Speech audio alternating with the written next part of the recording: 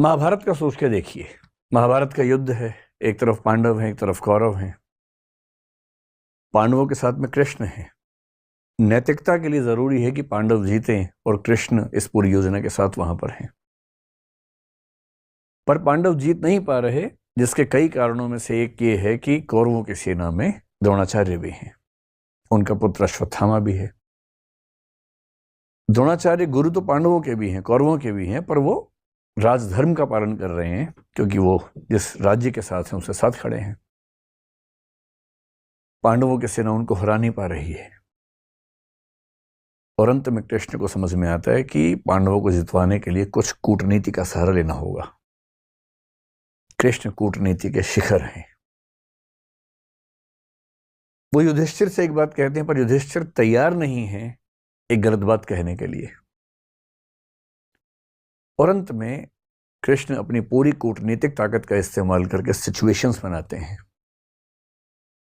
एक हाथी अश्वत्थामा नाम का, उसकी हत्या होती है। बात फैलाई जाती है कि अश्वत्थामा मारा गया। अश्वत्थामा द्रोणाचार्य के पुत्र का नाम भी है और द्रोणाचार्य अचानक हताश होने लगते हैं।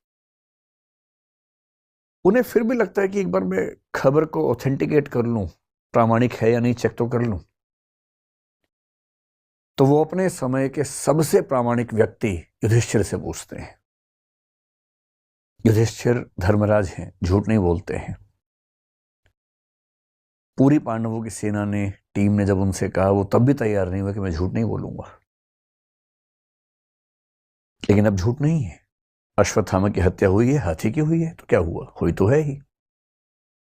और तब भी वो चाह रहे हैं कि मैं पूरी बात बोलूं।